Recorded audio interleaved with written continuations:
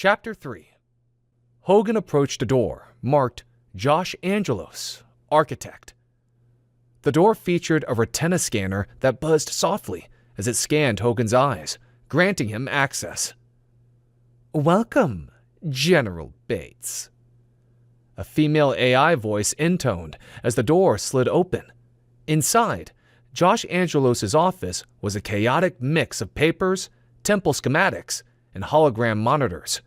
Josh, in his late 50s with a prominent nose and thinning hair, was engrossed in a virtual blueprint at the far end of the room. He looked up in surprise as Hogan entered, hastily adjusting his glasses. Hogan! I mean, General, Josh stammered. Yes, of course.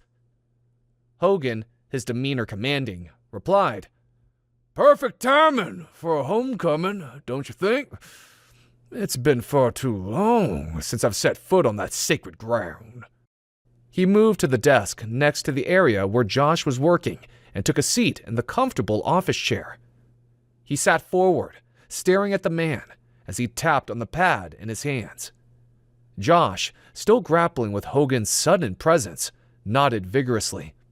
His heart beat hard in his chest.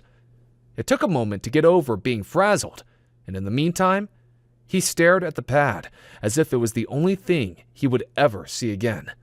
Yes, General. We're just finalizing the designs for the exterior of the new temple. Everything will be ready in time for the opening ceremony. Hogan picked up a Star of David ornament from Josh's desk, twirling it between his fingers with a raised eyebrow before setting it down dismissively. His attention shifted to the virtual blueprint projected next to the desk where Josh was working with a large electronic pad in his hands. "Much better than that eyesore, the Dome of the Rock," Hogan remarked. "Zoom in right there. Yeah, let me read that." He was silent a moment or two while he took in what he was reading. "And this is all per the king's instructions, right?" Josh's hands twitched nervously as he pointed at details on the hologram with a laser pin, saying, "These follow the parameters laid out in the book of Ezekiel, just as the kings directed. I double-checked everything. As you can see here, we've been able to perfect this area and this area where we were having trouble because of the ground underneath the foundation. Hogan held up one hand. "I don't need all the details. Is everything on course to be done on time?" "Yes, General." Josh turned off his laser pointer and slid it in the breast pocket of his white lab coat. "Good," Hogan murmured, covering his chin with one hand and resting that elbow on the other fist, which rested on the desk. He scanned the hologram, sighing. It looked perfect and satisfactory to him. "A real masterpiece of unity. Showing the world that while we honor the past, we're all about building a brighter future. Zoom out. Let me see more of it." As Josh zoomed out on the blueprint, he noticed a peculiar detail off to the side. "What's this?" Hogan got up and went over to the hologram, moving around the desk. He leaned to one side as if that would help him see it better. He tilted his head for even more effect. Was that really what he thought it was? He pointed at it and turned blazing eyes to Josh, who was at least 6 inches shorter and much weaker than Hogan. He watched the man cowering as he replied, hesitatingly. A vaccination clinic. It's modeled after the one we have here at the Central Correctional Facility." Hogan's brow furrowed. That's what he thought it was. He turned narrow eyes to Josh. "What's going on? Who ordered this? We're supposed to eradicate these people, not help them." Josh quickly added, It incorporates tracers, nanotech tracers, in every vaccine."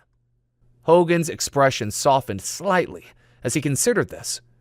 With a tap on Josh's chest with one thick index finger, he said, "Track the vermin to their nests. Smart." Hogan really felt like he'd seen enough. He returned to the desk and with a swift move, unlatched the window and pushed it open. For no other reason than he wanted some fresh air. It was too stuffy in the room, full of books and paper. With a mighty swoosh, a burst of wind came in the room, causing a sudden tornado of papers and light pamphlets or short stories flying through the air and then drifting down to the floor like a million tiny parachutes. Hogan reclined in Josh's chair as if nothing had happened, propping up his sore knee while Josh scrambled to gather his scattered papers. Hogan gazed out the window, lost in thought. After a few glances back to see if Josh was done tidying up, he said, "Well, I'd better get back to it. We still on for Friday? Dinner in Jerusalem? Flights pending?" Josh, looking both relieved and anxious, nodded. Yes, and thank you for putting in a good word. Abigail was accepted at the hospital in Jerusalem. Hogan's face twisted with a hint of smug satisfaction. "Of course. Glad to help. Let me know if you need me again." With a final hearty pat on the back, Hogan exited the office, leaving Josh behind to watch after him.